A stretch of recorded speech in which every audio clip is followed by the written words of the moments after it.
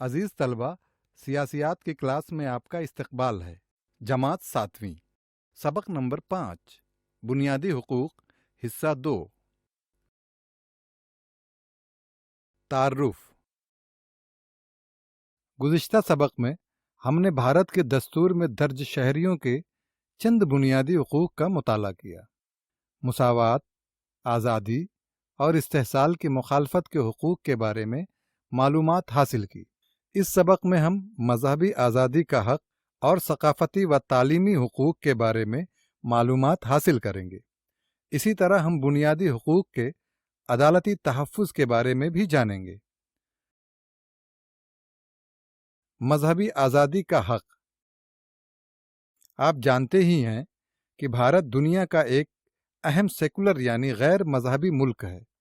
ہم نے پچھلی جماعتوں میں بھی یہ پڑھا ہے، لیکن شاید آپ یہ جاننے کے لیے بےتاب ہوں گے کہ بھارت کے دستور میں مذہبی آزادی سے متعلق کیا درج ہے۔ مذہبی آزادی کے حق کے مطابق ہر شہری کو اپنے پسندیدہ مذہب اور عقیدے پر عمل کرنے اور مذہبی کاموں کے لیے تنظیم قائم کرنے کا حق حاصل ہے۔ مذہبی آزادی کے حق کو مزید وسعت دینے کے لیے دستور نے 2 باتوں کی اجازت نہیں دی ہے۔ نمبر 1، حکومت عوام پر ایسا ٹیکس عائد نہیں کر سکتی جس کا استعمال مذہب کو فروغ دینے کے لیے کیا جاتا ہو، یعنی مذہبی ٹیکس عائد کرنے پر پابندی ہے۔ نمبر 2، حکومت سے معاشی مدد حاصل کرنے والی تعلیمی اداروں میں مذہبی تعلیم کی سختی نہیں کی جا سکتی۔ ثقافتی اور تعلیمی حقوق۔ تہوار اور تقاریب، غذا اور طرز حیات سے متعلق ہمارے ملک میں بہت رنگا رنگی پائی جاتی ہے۔ آپ نے شادیوں کی تقریبات میں اس رنگا رنگی کا مشاہدہ کیا ہی ہوگا۔ یہ ساری باتیں عوامی جماعتوں کی ثقافت کا حصہ ہوتی ہیں۔ ہمارے دستور نے مختلف عوامی جماعتوں کو اپنی ثقافت کے تحفظ کا حق دیا ہے۔ اس حق کے تحت وہ اپنی زبان، رسم الخط اور ادب کے تحفظ کے علاوہ اس کے فروغ کے لیے کوششیں بھی کر سکتے ہیں۔ زبان کے فروغ کے لیے ادارے بھی قائم کر سکتے ہیں۔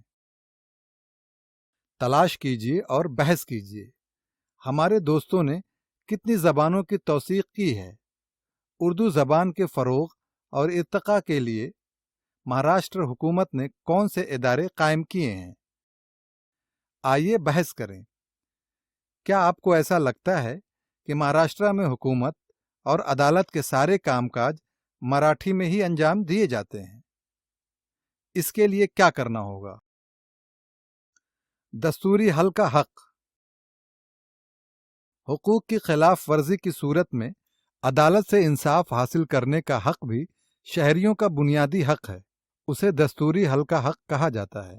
اس سے مراد یہ ہے کہ حق تلفی کی صورت میں عدالت سے فریاد کرنے کا حق بھی ہمیں دستور نے قانونی شکل میں فراہم کیا ہے، جس کے مطابق عدالت پر بھی ان حقوق کے تحفظ کی پابندی عائد ہوتی ہے۔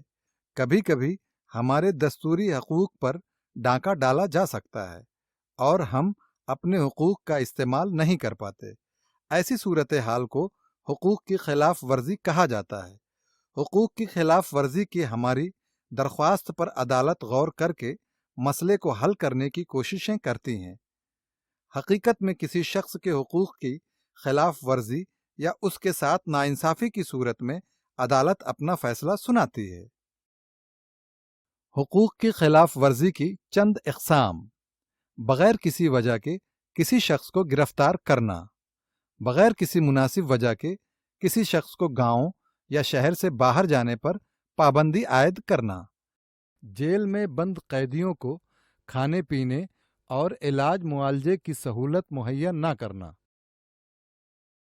حقوق کی خلاف ورزی سے متعلق عدالت کے احکام۔ شہریوں کے حقوق کے تحفظ کی خاطر عدالت کو مختلف احکامات جاری کرنے کا اختیار حاصل ہے۔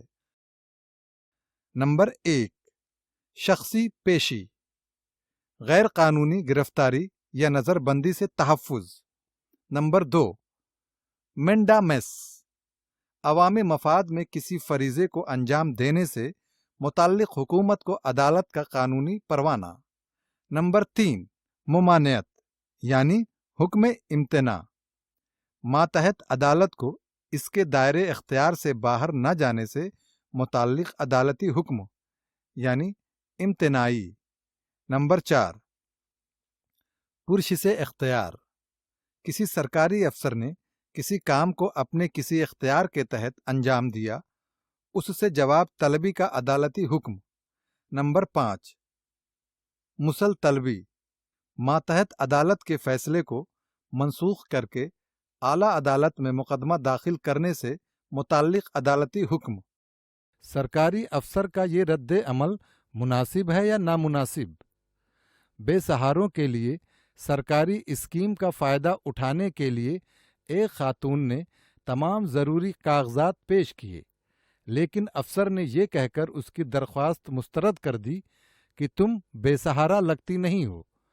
افسر کی یہ حرکت مناسب ہے یا نامناسب؟ کیا آپ کو لگتا ہے کہ اس واقعے کے ذریعے اس خاتون کے حق کی خلاف ورزی ہوئی ہے؟ اپنے حقوق کی خلاف ورزی سے متعلق اسے کہاں فریاد کرنا چاہیے؟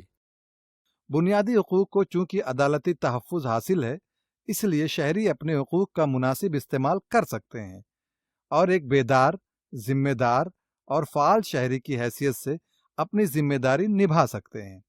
بنیادی حقوق کا استعمال کرتے ہوئے ہمیں اپنے فرائض کا بھی علم ہونا چاہیے۔ ہم اگلے سبق میں اپنے فرائض کا مطالعہ کریں گے۔